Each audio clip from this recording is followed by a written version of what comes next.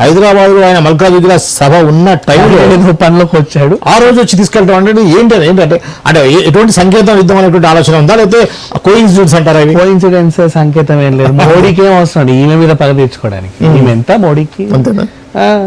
మోడీ ఆయన మొత్తం అన్ని రాష్ట్రాల్లో ముఖ్యమంత్రులనే కేర్ చేయడు ఆయన. అలాంటిది ఆ ముఖ్యమంత్రికి సంబంధించి ఎవరో తూతూ మంత్రం ఓ కూతురు, ఈవిడ మాజీ ముఖ్యమంత్రి కూతురు, పైన మాజీ ఆయనకు సంబంధించి ఓ కూతురు. పోనీ ఈవిడేమన్నా దేశ రాజకీయాల్లో ఓ కీలకమైన వ్యక్తి అంటే అసలు కానే కాదు. సొంత నియోజకవర్గంలో కూడా గెలిపిలా వాళ్ళు. అవునా? ఆ పసుపు రైతులు అయితే పని కట్టుకొని మరి 2500 నామినేషన్లు వేసి కన్ఫ్యూజ్ చేసి మరీ ఓడిపించారు. అంటే ఇవి జనాలకు అక్కర్లేదు అని. ఇవి ఇక్కడ అక్కర్లేదు, ఎక్కడ అక్కర్లేదు. నీ కుటుంబంలో నీ కూతురు కాబట్టి నీ బ్లడ్ రిలేషన్ మీకు అక్కడికి వస్తుంది, ఇంకెవరికి ఏం అవసరం లేదు. అండ్ మోడీ అంతటా ఆయన వచ్చి ఈమెని పని కట్టుకొని ఏదో చేసి తీసుకెళ్లి పట్టుకెళ్లాల్సిన అవసరం కూడా అంతకంటే లేదు, అంత ఇంపార్టెన్స్ ఇవ్వాల్సిన అవసరం లేదు. ఆయన ఏదో ఆయన పని కోసం వచ్చాడు, పనిలో పనికి ఇదేదో జరిగింది అంతే. అంతకు మించి దీంట్లో అసలు ఏం లేదు. మెచ్చుకుంటే భానుప్రియ మీనా గారిని మెచ్చుకోండి. ఆవిడ చూసింది, టిక్కులు పెట్టుకుంది, ఒక మంచి షెడ్యూల్ వేసుకుంది, వచ్చింది, పట్టుకొని వెళ్ళిపోయింది. That's all. హ్యాపీగా తీసుకెళ్ళింది, చక్కగా తీసుకెళ్ళింది. 10 రోజులు ఫస్ట్ 5 రోజులు అమ్మ చెప్పు తల్లి ఏం చేసావు అని అడిగితే నేను చెప్పపో అన్నావు. సరే ఈవిడ ఏం చెప్పట్లేదు, ఇంకో 5 రోజులు ఇవ్వండి అని చెప్పేసి 10 రోజులు విచారించారు. అయినా చెప్పండి నేను చెప్పపో అన్నావు. నీ సంగతి ఇట్లాగా తేలుస్తామని చెప్పి పెట్టారు లోపల.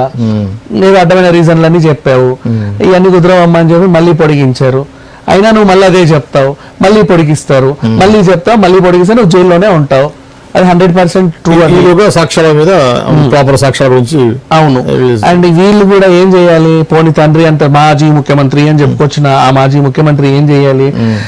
కూతుర్ని ఎలా బయటకు తీసుకురావాలో చేయాలి. ఇప్పటివరకు ఆయన కూతురు గురించి మాట్లాడిందో ఇప్పటివరకు మాట్లాడలేదు. ఆ బయటకు వచ్చి కొన్ని రోజులు దాక్కున్నాడు. అమ్మో ఏమైద్దో ఏంటో, అనవసరం గట్టిగా మాట్లాడితే నన్ను పట్టుకెళ్తాడేమో అని. మీ అన్నయ్య ఏమో వచ్చి నాకు సంబంధం లేదు, నాకు జోలికి వస్తే తాట తీస్తా తోలు తీస్తా అంటాడు. గట్టిగా మాట్లాడితే ఆయన కూడా నోరు మూసుకొని కూర్చుంటాడు. ఇలా ఉంది వీళ్ళ వ్యవహారం. ఆమెమో లోపల కూర్చొని లబోదిబ్బమని ఏడుస్తుంది. 4 పేజీల లేఖ రాసింది. కవిత ఇంతకు ముందు కూడా ఏం చెప్పిందంటే, ఇది నేను ఒక బాధితురాల్ని, రాజకీయ చదరంగంలో నేను ఒక బాధితురాల్ని, నన్ను మీరు దోషిలాగా చూడకండి. ఎగ్జాక్ట్లీ. దేశ రాజకీయాల్లో కీలకమైన వ్యక్తివి నువ్వు ఒక జయలలితగా స్టాండర్డ్వి కాబట్టి అసలు నీ గురించే మాట్లాడుకోవాలి, నిన్నే చెయ్యాలి, ఎవరిని చెయ్యొద్దు. దేనికి అమ్మా అసలు నీకు నువ్వు ఎందుకంత ఇంపార్టెన్స్ ఇచ్చుకుంటున్నావు? ఫస్ట్ ఆఫ్ ఆల్ అవసరం ఏంటి? నిన్నే ఎందుకు ఏదో చెయ్యాలి? నీకేం పవర్ ఉందని?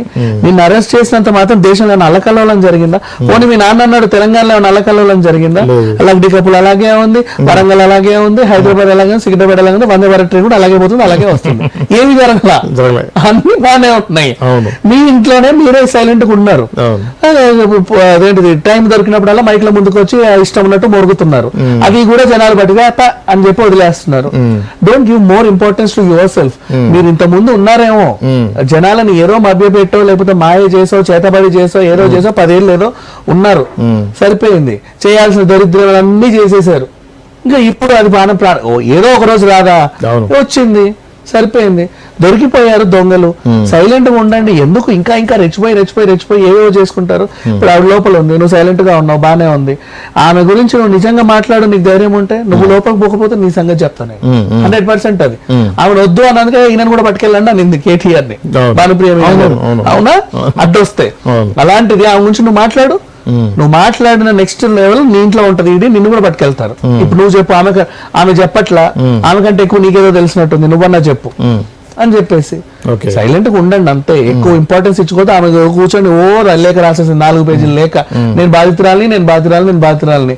ఆ తిహార్ జైల్లో ఉన్న వాళ్ళందరూ అదేంటిది లైక్ ఖైదీలు, ఉగ్రవాదులు, తీవ్రవాదులు, ఈ ఒక్కతే బాధితురాలు అందరి మధ్య తీసుకెళ్ళి ఇవన్నీ పెట్టారు ఇట్లా.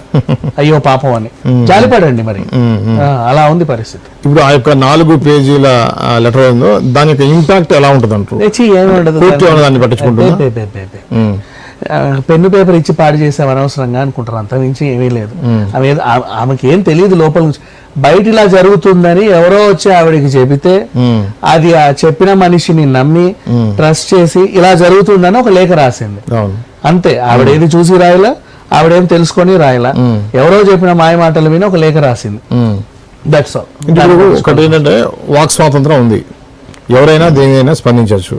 ఇప్పుడు వాక్ స్వాతంత్రానికి మీడియాకి ఎట్లా ఉంటుంది అంటారు? ఇప్పుడు మీడియాలో నా గురించి దుష్ప్రచారం జరుగుతుంది, ట్రోలింగ్ ఏం జరుగుతుంది ప్రచారం చేశారమ్మా? అనే దాని మీద ఏం ప్రచారం చేశారు? దుష్ప్రచారం అంటే కవితకి మందుకు సంబంధం లేదు అని అంటే రాయాలా? మేము రాయాలా 100%? ఎందుకు రాయాలి? నువ్వు అక్కడ ప్రూవ్ చేసుకో, రాసేస్తాం. వెంటనే చెప్పేస్తారు అందరూ కూడా, వెళ్ళి ప్రూవ్ చేసుకో. అవును. కవితకి మద్యం లిక్కర్ స్కామ్ కి సంబంధం లేదు అని ఎప్పుడైతే సుప్రీంకోర్టు చెప్పిందో, రౌస్ రెవెన్యూ కోర్టు చెప్పిందో, ఇమ్మీడియట్లీ మేము కూడా అవునండి సంబంధమే లేదు అని చెప్పేస్తాం. అవును.